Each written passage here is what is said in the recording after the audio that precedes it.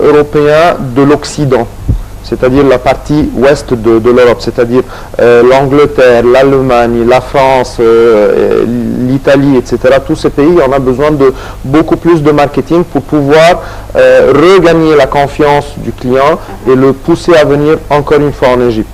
Et là, je dois noter un détail très très important. Ça ne sera pas en baissant nos prix de voyage qu'ils vont décider de revenir. Ça, c'est une idée qui est dans la mentalité égyptienne. On baisse les prix, on va gagner le client. Non. Non, il faut plus fonctionner comme ça. On doit monter les prix. On doit donner de la valeur à notre pays.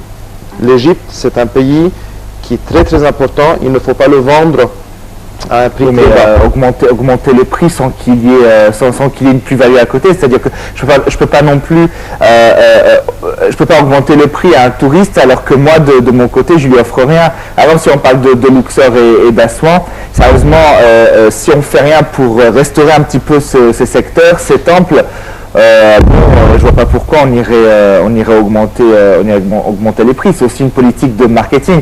On vit dans un monde où chaque euro, chaque rouble, chaque livre égyptienne compte. On peut plus se permettre de dépenser de l'argent comme ça, comme avant. Oui, donc je pense qu'il y a aussi une philosophie dans la manière de promouvoir le tourisme en Égypte qui doit être changée. Je ne sais pas si vous êtes d'accord avec moi. Je suis tout à fait d'accord. Quand on vend à un certain prix et on doit de l'autre côté donner un service équivalent à ce prix. Ouais. Donc quand on parle du tourisme culturel, quand on parle des croisières par exemple, du service qu'on donne aux touristes au niveau de Luxor et Assouan, là c'est un niveau qui est élevé. Contrairement par exemple au service qu'on peut donner quand on est sur les sites balnéaires. Sites balnéaires, on vend une formule tout inclus. Le client, on le force, s'il veut sortir de l'hôtel, on va le forcer à rester à l'hôtel. C'est-à-dire il y a les 3 repas, les snacks, oui.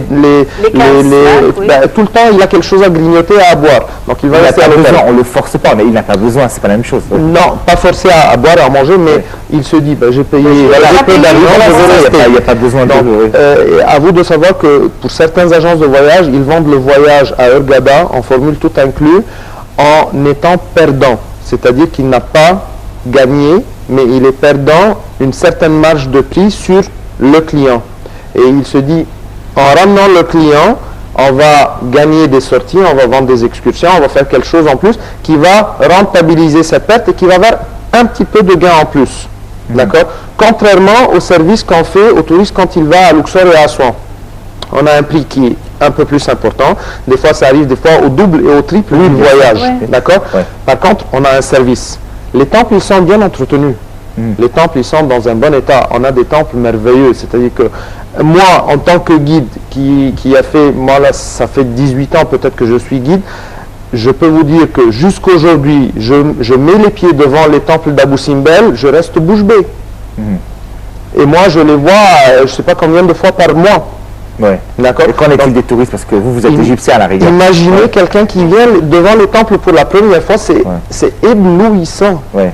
C'est l'impression que vous avez vraiment des touristes qui viennent. Voilà, c'est ce que les gens voient, surtout à Abou Simbel. Karnak, le temple de Luxor, écoutez, quand ils vont dans les tombes, dans la vallée des rois, c'est impressionnant. Si nous, on reste impressionnés avec tant de visites qu'on a fait, imaginons quelqu'un qui vient pour la première fois. Il y a une qualité, il y a quelque chose qui explique le prix. Le service sur le bateau, impeccable. Les repas, impeccable. Il y a des défauts, hein. On n'est pas des anges, on n'est pas à la perfection. Il y a des défauts qu'on peut régler, mais on peut vendre un voyage à un prix qui est assez correct, qui donne de la valeur au pays. On ne vend pas l'Égypte à $300 la semaine. Et d'un autre côté, vous dites à un Égyptien de partir à Hurghada, partant du Caire, pour une semaine, il va payer plus cher. 5 000 livres. C'est une famille de 4 personnes. Voilà, exactement. C'est plus que 5 000 livres. Que 4 personnes. En voiture. Exactement. Une famille qui vient de Moscou pour aller à Hurghada va payer moins cher qu'une famille égyptienne qui va partir du Caire à Hurghada. Donc, elle est où la stratégie de marketing? Donc, il faut que ça soit bien équilibré. Par exemple, pour reprendre le Luxor, des villes comme Luxor, j'insiste dessus parce que malheureusement, la population là-bas vit à 98% du tourisme et que malheureusement, en ce moment, avec le manque de touristes, il y a quelques soucis financiers. Donc, pour, disons, redynamiser le secteur dans cette région, qu'est-ce qu'il manque? Puisque, bon, moi, je suis parti sur un principe que, bon, il faut restaurer peut-être les temples, il faut revoir certaines choses. Bon, vous me dites que c'est impressionnant. Alors, qu'est-ce qu'il faut faire pour justement redorer le blason, entre guillemets? Bon, alors, comme on disait tout à l'heure, ça fait 4 ans que les gens n'ont pas bossé. C'est-à-dire que moi, par exemple, ça fait 3 ans que je n'ai pas mis les pieds à Luxor. D'accord? Donc, imaginons les gens là-bas. Les gens, les caléchiers, les felouquiers, etc. Là, il faut, avec un Égyptien de cette classe sociale, la meilleure chose à faire, c'est de se réunir et de se donner une parole d'homme. On va faire telle chose, telle chose, telle chose, vous allez gagner telle chose, telle chose, telle chose. On met un ordre et on se met d'accord à suivre un certain système.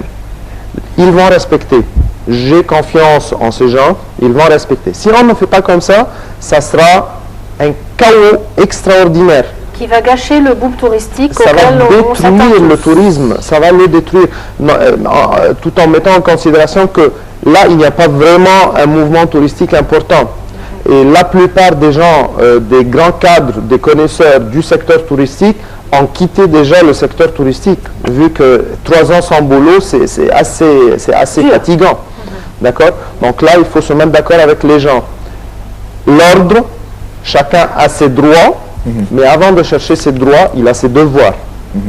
Donc, qui va parler avec ces gens? C'est le boulot de qui? Je pense du gouvernement, du secteur du tourisme, du ministre du tourisme. Du ministre et des gouverneurs, chacun dans sa ville. On doit mettre de l'ordre. S'il n'y a pas d'ordre, ça sera... Est-ce qu'ils sont conscients de cette idée ou pas encore? Qui? Le gouvernement, le ministre, les gouverneurs, tout. Bon, moi, je vais reprocher une seule chose au ministre du Tourisme, c'est le manque de marketing bien dirigé. Parce qu'on reste sur les points qu'on a suivis pendant des années, on n'a rien changé. Il n'y a pas de nouvelles idées.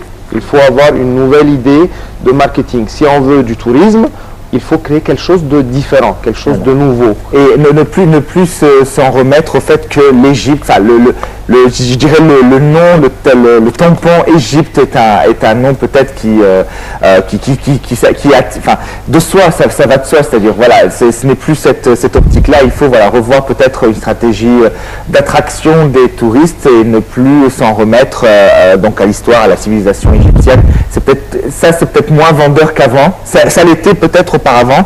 Maintenant, ça ne l'est plus, je crois. Bon, donc, je pense qu'il faudrait revoir comment se réapproprier des touristes. Bon, alors, je vais vous dire quelque chose. Les pyramides, ça va rester toujours une photo dans l'imagination de tout le monde. Bien sûr. Chacun rêve de venir devant les pyramides. Mais ça a été utilisé pendant des années et des années. Il faut changer. Ouais. Il faut changer. Comment on va changer? On va changer en assistant au salon, mais en choisissant un système de divertissement et d'attraction qui est différent. C'est-à-dire que ce n'est pas dans chaque salon qu'on va mettre les derviches tourneurs. Les gens, ils en ont marre, ils ont vu ça pendant des années et des années. On va pas se faire des copies de la même chose toutes les années dans tous les salons. Il faut avoir une créativité. Ouais. Si on n'en a pas, on peut compter sur quelqu'un. Quand on signe un contrat avec une agence respectueuse, qui a du savoir-faire, et eux, ils peuvent gérer